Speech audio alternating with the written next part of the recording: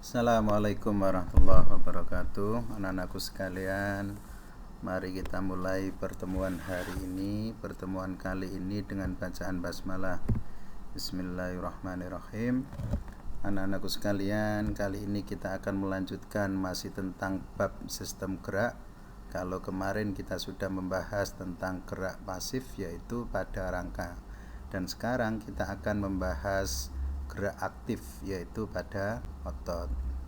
Anak-anakku sekalian, otot itu merupakan gerak aktif karena otot mampu berkontraksi, dan otot itu tersusun atas protein yang panjang yang disebut dengan miofibril. Miofibril itu dibungkus oleh membran yang bernama sarkolema, yang di dalamnya terdapat cairan yang disebut dengan sarkoplasma. Miofibril itu di dalamnya terdapat miofilamen atau sarkomer, dan sarkomer itu tersusun atas dua protein. Yang pertama aktin, itu yang berbentuk tipis, dan yang berbentuk tebal disebut dengan miosin. Ketika otot berkontraksi itu membutuhkan energi, dan energi itu dihasilkan dari proses respirasi aerob glukosa. Perhatikan gambar berikut ini.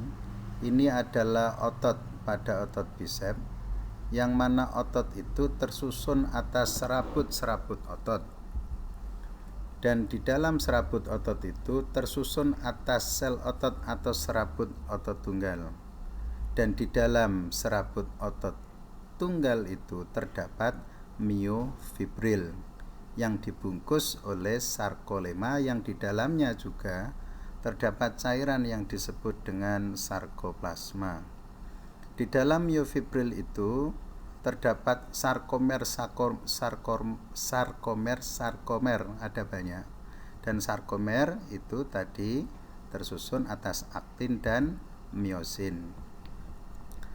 Pada sarkomer ini, karena ada bagian tipis dan bagian tebal, maka akan menimbulkan dua warna, ada kelihatan gelap dan terang, atau disebut dengan heterogen, sehingga otot ini disebut dengan otot lurik. Perhatikan gambar itu, ada bagian terang, itu disebut dengan pita I, dan yang nampak gelap itu disebut pita A. Di pita I, di bagian terang itu ada garis zigzag yang disebut dengan zona Z atau garis Z. Sedangkan di bagian gelap, bagian yang ada miosinnya, itu ada bagian terangnya. Jadi bagian terang di bagian gelap itu disebut dengan zona H. Mekanisme kontraksi otot. Perhatikan gambar. Mekanisme otot itu berkontraksi dimulai karena ada rangsang, yang mana rangsang itu berupa zat kimia, impulsnya berupa zat kimia yang disebut dengan asetilkolin, yang dibawa oleh saraf, yang mana ketika asetilkolin ini dilepaskan oleh akson terminal, maka akan memicu potensial aksi yang akan merambat sepanjang membran plasma. Kemudian potensial aksi ini akan merambat dan akan menuruni tubulus. Kemudian potensial aksi ini akan mengakibatkan sarkoplasmik berubah, sehingga melepaskan ion kalsium ke bagian sitosol. Kalsium itu kalau digambar itu yang titik-titik berwarna hijau, itu kalsium. Kalsium inilah yang mengakibatkan troponin, yaitu bulat-bulat yang berwarna ungu yang ada di aktin. Jadi bulat-bulat kuning, kemudian ada ungunya, itu bagian dari aktin. Dan troponin itu yang berwarna ungu. Ini akan berubah berubah konformasi sehingga kemudian miosin sama aktin itu akan berikatan.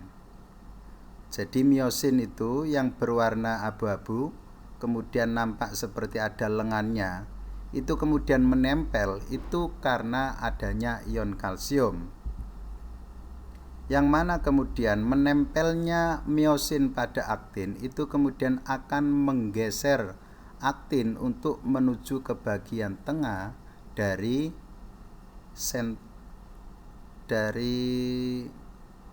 miofilamen. Nah, perhatikan gambar itu. Ini adalah kondisi pada saat relaksasi. Pada zona H itu nampak masih lebar. Ingat, zona H itu adalah bagian terang yang ada di bagian gelap. Kemudian perhatikan pula pita I itu adalah bagian terang. Ketika terjadi kontraksi maka zona H ini akan memendek karena aktin itu ditarik atau didorong oleh miosin menuju ke bagian tengah dari sarkomer. Begitu juga pada pita I itu juga akan memendek. Ini kalau dalam kondisi kontraksi. Kemudian ketika kalsium ini akan berpindah kembali ke sarkoplasma, maka hal ini akan menyebabkan akumulasi CO2 di sitosol dan menjadikan otot akan kembali berelaksasi. Ini adalah mekanisme kontraksi otot. Berikutnya macam-macam otot, ini sudah pernah kita bahas di bab jaringan hewan. Itu ada 3, otot polos, otot lurik, dan otot jantung. Otot polos itu yang bersifat homogen. Kerjanya itu tidak sadar atau involunter, artinya otak tidak mampu mengendalikan kerja otot polos, kerjanya lambat dan tidak cepat lelah. Ini dapat ditemukan hampir di semua organ dalam kecuali jantung. Sedangkan otot lurik itu bersifat heterogen karena nampak ada bagian terang dan bagian gelapnya. Kemudian kerjanya sadar atau dipengaruhi oleh otak, kerjanya cepat tapi juga cepat lelah. Ini ditemukan di rangka. Kemudian otot jantung itu bersifat heterogen dan bercabang. Kerjanya tidak sadar, kerjanya lambat dan tidak cepat lelah. Ini hanya ditemukan di organ jantung saja. Berikutnya sifat kerja otot ada 2, yaitu sinergis, gerak sinergis. Apa itu sinergis? Yaitu otot yang bekerja yang saling mendukung satu sama lain sehingga menimbulkan gerak satu arah. Ini contohnya pada otot pada punggung, kemudian ada otot antar tulang rusuk, kemudian otot pada lengan bawah. Itu ketika dia bergerak, ketika satu berelaksasi, satunya juga berelaksasi. Sebaliknya kalau kontraksi, yang satunya juga berkontraksi. Yang kedua itu gerak antagonis, yaitu lawan dari sinergis, yaitu otot yang bekerja saling berlawanan sehingga menimbulkan gerak yang berlawanan atau berbeda arah, disebut antagonis. Gerakan ini ada banyak macam. Yang pertama yaitu gerakan fleksi dan ekstensi. Fleksi itu gerakan yang membengkokkan. Kemudian ekstensi itu gerakan yang meluruskan. Kemudian ada abduksi dan adduksi. Abduksi itu ada gerakan yang menjauhi badan. Sedangkan adduksi itu gerakan yang mendekati badan. Kemudian ada elevasi dan depresi. Elevasi itu gerakan ke bawah. Kemudian depresi itu gerakan ke bawah, elevasi gerakan ke atas. Contohnya seperti pada gambar. Kemudian ada eversion sama inversion. Inversi atau eversi. Inversi gerakan memutar ke dalam, sedangkan eversi kebalikan, gerakan keluar ke tubuh. Kemudian ada pronasi dan supinasi.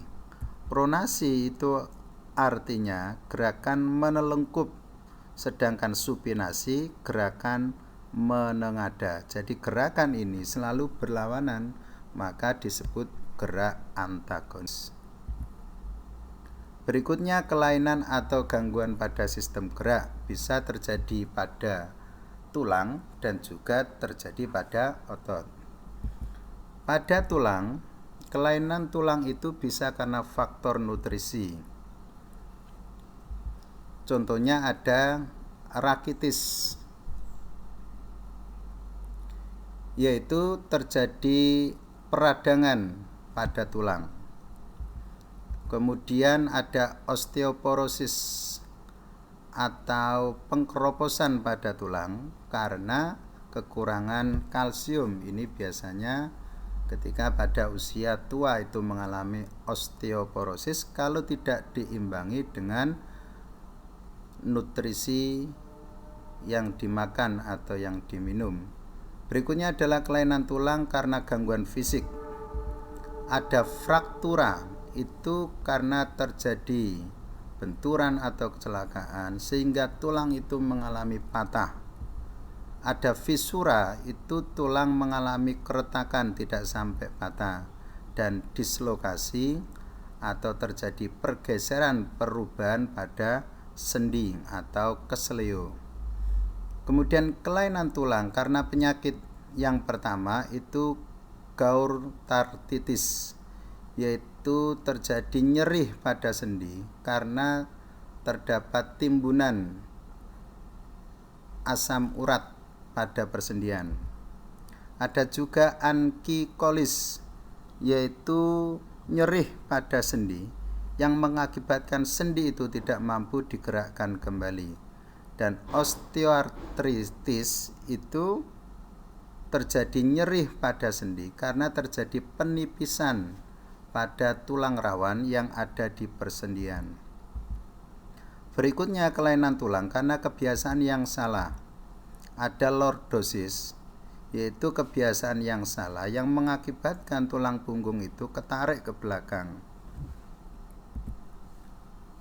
Maaf, kalau lordosis itu tulang belakang tarik ke depan, sedangkan kifosis itu tulang belakang tarik ke belakang.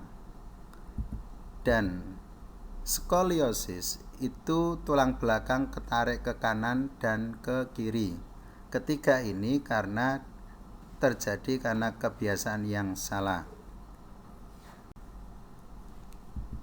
Berikutnya kelainan pada otot. Kelainan otot karena penyakit. Yang pertama tetanus. Ini karena terdapat Clostridium tetani di dalam ototnya. Kemudian ada atrofi otot, itu juga karena organisme, yaitu karena virus polio, yaitu otot itu mengecil karena di situ ada virus polio. Penyakitnya juga disebut dengan polio. Kemudian ada kelainan otot karena kebiasaan. Supertrofi itu karena otot membesar karena aktivitas yang tinggi atau karena kesengajaan dilatih sehingga ototnya membesar seperti binaragawan, itu disebut supertrofi. Kemudian lawannya atrofi, itu otot mengecil karena mungkin aktivitasnya rendah, bahkan otot jarang dipakai sehingga menjadikan otot mengecil, lawan dari supertrofi. Ada kram, itu karena aktivitas yang tinggi sehingga otot itu berkontraksi, tidak bisa kembali relaksasi. Itu disebut dengan kram. Dan berikutnya yaitu otot robek. Anak-anakku sekalian, mungkin pertemuan kali ini sampai di sini. Terima kasih dan mari kita tutup dengan bacaan hamdalah. Alhamdulillah Rabbil alamin. Assalamualaikum warahmatullahi wabarakatuh.